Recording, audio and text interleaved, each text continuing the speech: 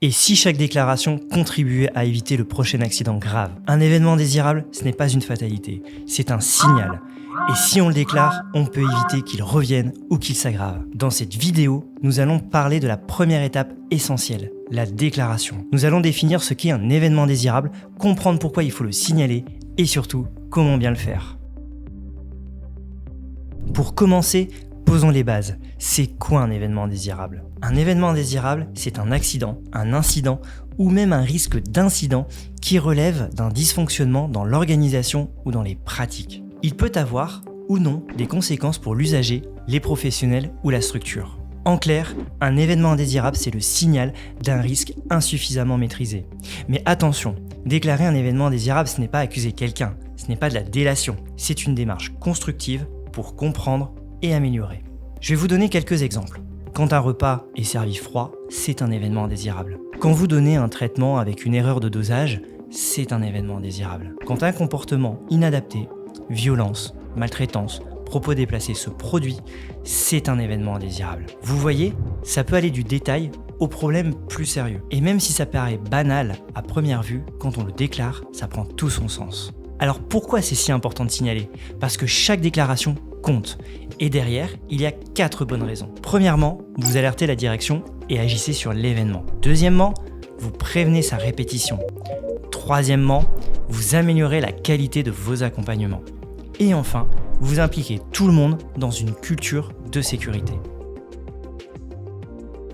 Pour ne rien oublier, il existe une méthode simple appelée QQOQCP qui va vous permettre de structurer votre déclaration. Cet acronyme désigne une méthode qui correspond à 6 questions. La première, qui déclare? Eh bien, tous les professionnels. Ça va du soignant à l'agent de service. Chacun peut être concerné. Ensuite, quoi déclarer? Tout événement qui sort du cadre habituel, même si ça vous paraît anodin. La troisième, où déclarer? Dans une fiche d'événements indésirables ou directement via un outil numérique comme Kaineo par exemple, selon votre organisation. Quand déclarer? Le plus vite possible, juste après les faits, tant que tout est frais. Comment déclarer? En restant factuel, précis et sans jugement. Enfin, pourquoi? Pour éviter que les incidents se répètent et améliorer vos pratiques.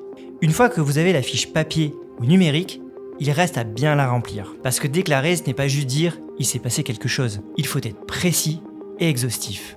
C'est ce qu'on appelle la traçabilité. Concrètement, une déclaration complète, ça contient quoi?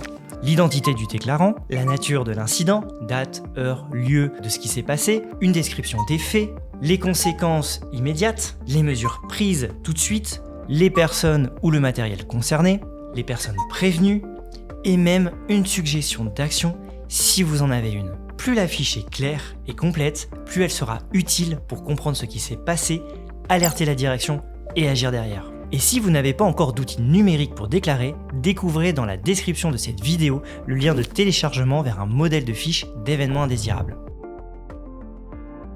Déclarer un événement désirable, ça peut sembler compliqué. En réalité, ça devient simple si on lève quelques freins. Premier frein à lever, ça prend trop de temps.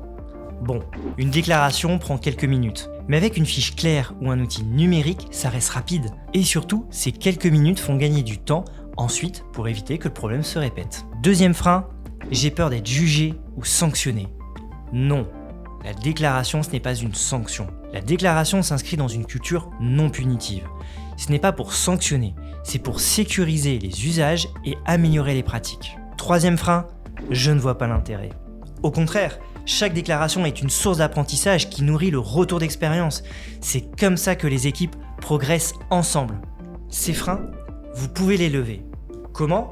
En créant une vraie culture de la déclaration dans vos équipes. Vous l'avez vu, déclarer un événement désirable, c'est la première étape.